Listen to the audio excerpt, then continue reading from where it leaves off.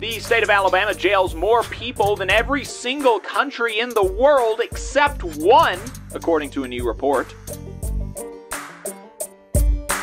Which side are you on? Which side are you on? Last week in Southern Labor, where we survey what workers were up to in the U.S. South and the American colonies in the last week. This installment is from July 26th through August the 2nd. In new union campaigns, 854 workers across 9 bargaining units are in new union campaigns. 27 employees in one bargaining unit are in the middle of a raid, and 563 workers in one unit are in a new decertification election. 365 Civil Rights Division lawyers at the Department of Justice are organizing a union with the National Treasury Employees Union, NTEU, motivated by an interest in locking in current working conditions. They say over 140 Teamsters across Florida at Breakthrough Beverage Group formally demanded the company recognize their right to collectively bargain. The employer filed a petition to hold a union election after a majority of the 10 workers at Environmental Air Systems in High Point, North Carolina, demonstrated support for unionization with the United Association of Plumbers and Pipefitters, UA Local 421. 25 security guards at Secure Remedy in Washington, D.C. filed a petition to hold a union election with the National Capital Union for Security Officers, NCUFSO. The Federal Contract Guards of America, FCGOA, are attempting to raid a unit of 27 security guards at KR Contracting in Sterling, Virginia, who are currently represented by Union Rights for Security Officers, URSO. 86 security guards at ASP Security in Washington, D.C. filed a petition to hold a union election with NCUFSO. Workers likely pushed by their employer filed a petition to decertify the National Nurses United as the union representing 563 workers at SSM Health in St. Louis, Missouri. 27 workers at Hyatt Regency and J&B Cleaning as joint employers filed a petition to hold a union election with Unite Here, Local 25. 60 workers at WEHT WTVW in Henderson, Kentucky filed a petition to hold a union election with the National Association of Broadcast Employees and Technicians, NABET, CWA. 17 workers at Starbucks in Little Rock, Arkansas filed a petition to hold a union election with Starbucks Workers United.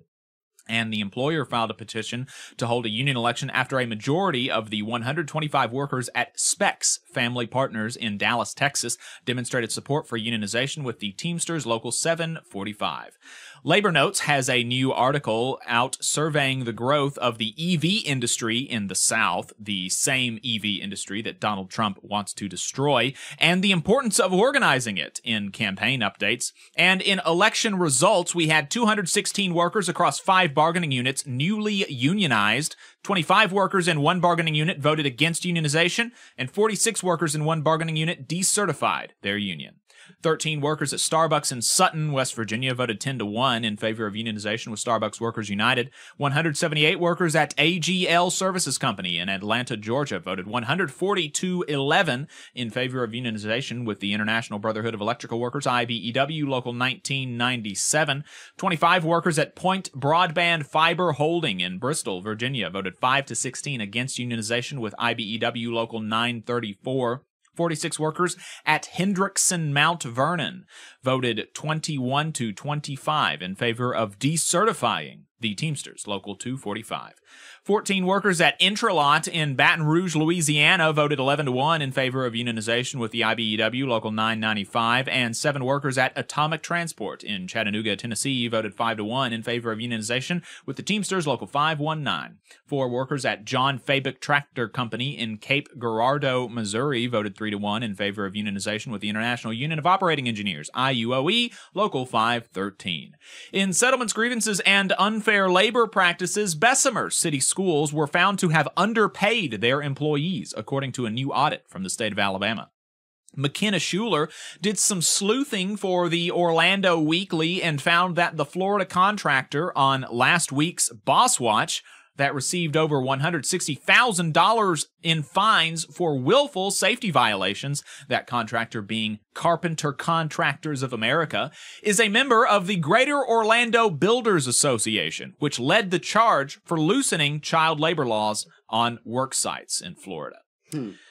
Hey, 5 seconds, just wanted to say that this is only possible because of our donors. If you want to see more of this, then consider donating yourself at tvlr.fm/donate.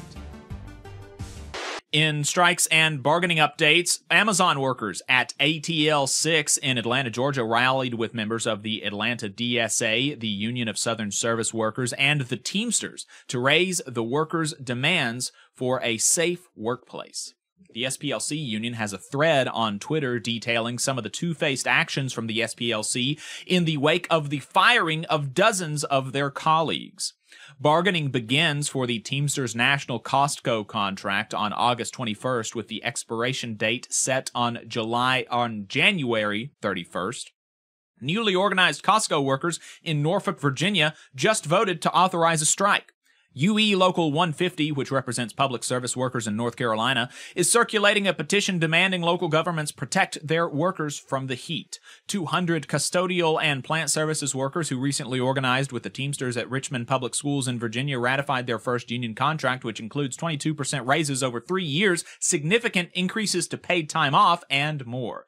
National Nurses United, NNU members at SSM Health in St. Louis, Missouri, remember where a decertification petition was just filed, just voted to ratify a new contract that includes raises of between 17 and 40% over the 3-year term, along with the safe staffing provisions and no concessions. I'm going to go out on a limb and say probably the decertification petition will, the workers, after getting a 40% raise, are not going to decertify their union. Knock on wood.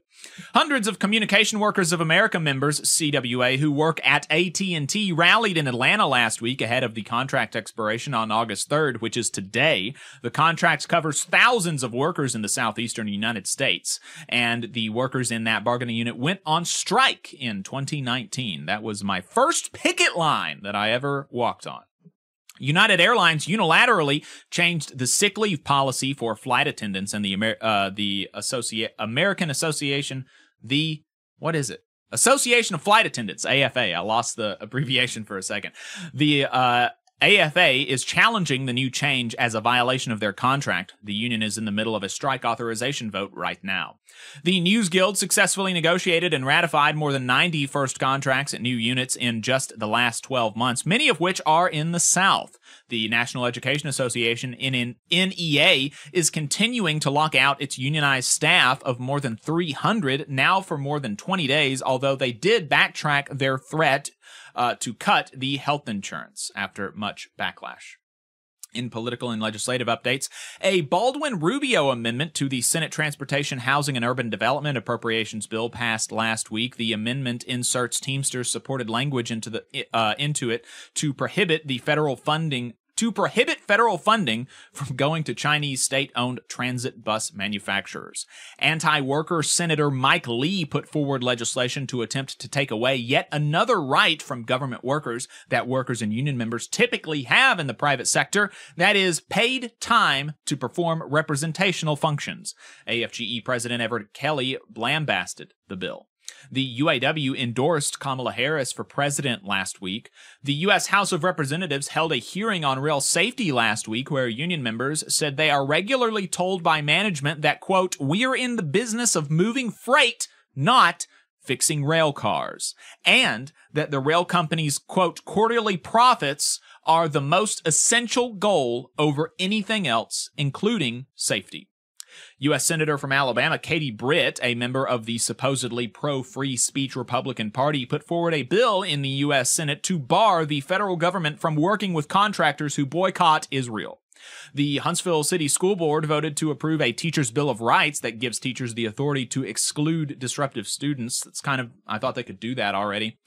The same folks that own the Russell Erskine in Huntsville, which let its elderly tenants go without AC in Alabama for as long as 2 years, is also accused of not maintaining apartments at Mayfair Towers in Huntsville, which is another HUD-subsidized complex for low-income elderly folks. I say the city should just take over the apartments and not pay the landlords. The city of Madison in Alabama is looking at adopting new, quote, market-aligned pay scales, which reportedly have not been updated since 2007. that would see $2.2 million in raises for the first year for the city's 400 employees. The state of Alabama jails more people than every single country in the world except one, according to a new report. Matt Brunig has a good breakdown of what the challenge to the NLRB's constitutionality revolves around and makes the point that even as the case is decided, however it's decided, there will be years of damage, because while we wait, potentially for years, for the litigation to work its way through the process, the NLRB will be unable to operate in any state covered by a federal circuit court that follows what the Fifth Circuit has done. Efforts to process cases in those areas will be met with preliminary injunctions from federal district courts that halt the agency from acting until the final outcome of this case. So for all intents and purposes, these workers and unions operating in these areas, which is primarily the U.S. South, will have no protections during this period. The state of Texas continues its case to close a Catholic migrant shelter. Friend of the show, Flash, on America's Workforce, spoke to Livia Shmovonian, director of the Made in America office within the Office of Management and Budget of the White House, about the new department, what it does, and the investments made under the Biden-Harris administration.